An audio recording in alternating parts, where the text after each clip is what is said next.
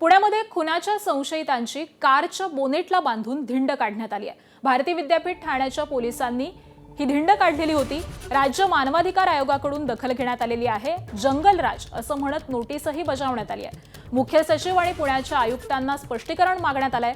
22 जुलैच्या घटनेचा video viral झाल्यानंतर ही नोटीस बजावण्यात आली आहे। पोलिसांनी आरोपींना गुडघ्यावरती चालण्यास सांगून बेदम मारहाण देखील केली, तर हत्या झालेल्या तरुणांच्या कुटुंबियांनी आरोपींना चपलेने मारलेलं आहे। झोन 2 चे डीसीपी भारती विद्यापीठाचे वरिष्ठ पोलीस निरीक्षक यांना नोटीस बजावण्यात आली आहे, तर कारवाईचा अहवाल 20 ऑगस्ट पर्यंत देण्याचे पोलिसांनी निर्देश दिलेले आहेत।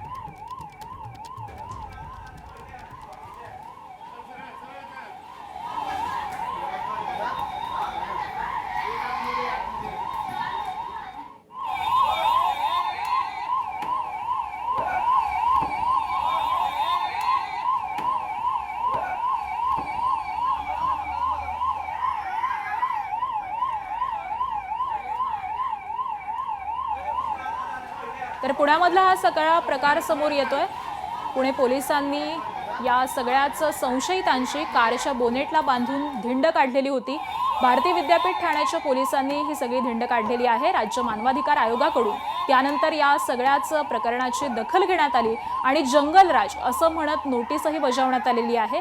मुख्य सचिव आणि पुण्याचे आयुक्त यांना या सगळ्याच घटनेचं स्पष्टीकरण मागण्यात आलेलं आहे। 22 जुलैच्या घटनेचा व्हिडिओ सध्या व्हायरल झालेला आहे आणि त्यानंतर ही नोटीस बजावण्यात आली आहे। पोलिसांनी आरोपींना गुडघ्यावरती चालण्यास सांगून बदडलेलं देखील आहे, तर हत्या झालेल्या तरुणाच्या कुटुंबियांनी आरोपींना चपलेने मारलंय असा देखील आरोप करण्यात येतोय। झोन 2 चे डीसीपी त्याचबरोबर भारती विद्यापीठाचे वरिष्ठ पोलीस निरीक्षक यांना या सगळ्याच घटनेसंदर्भामध्ये नोटीस बजावण्यात आली आहे आणि कारवाईचा अहवाल 22 ऑगस्ट पर्यंत देण्याचे आदेश, तशा पद्धतीचे निर्देश हे पुणे पोलिसांना आता देण्यात आलेले आहेत।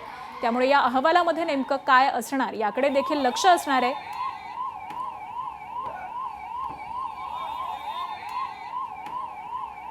आणि याच सगळ्या संदर्भामध्ये अपडेट जाणून घेऊयात। आमचे प्रतिनिधी शिवानी पांढरे सध्या आपल्या सोबत आहेत। शिवानी, नेमकं काय घडलेलं होतं आणि नोटीसीमध्ये काय म्हणण्यात आलंय?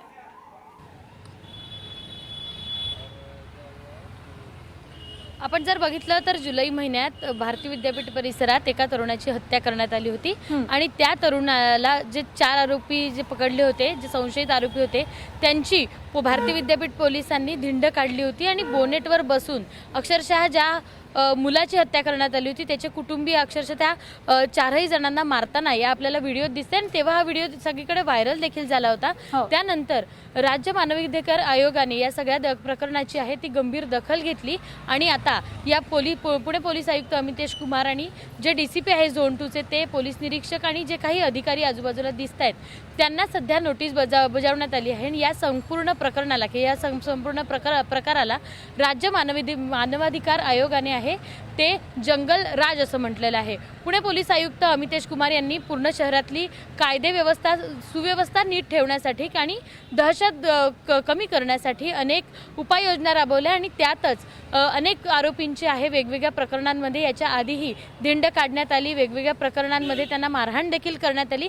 या व्हिडिओत जरी आपण जर बघितलं तर त्या व्हिडिओत देखील पोलीस अक्षरशः त्या आरोपींना जेव्हा पोलीस स्टेशनमध्ये नेतात त्यावेळी देखील त्यांच्यासोबत अमानुष मारहाण करतायत आणि हा सगळा प्रकार जंगल राज असल्याचं मानवाधिकार आयोगाने सांगितलं आहे। एवढंच नाही तर याच्या आधी असेच सगळे प्रकार घडले आहेत। त्यामुळे हा पोलिसांना मोठा दणका आहे पुणे पोलिसांना की अशा पद्धतीनं तुम्ही आरोपींना वागवू शकत नाही आणि अशा पद्धतीने वागवलं असेल तर 20 ऑगस्ट पर्यंत पुणे पोलिसांना या प्रकरणात खुलासा आहे तो सादर करायचा आहे।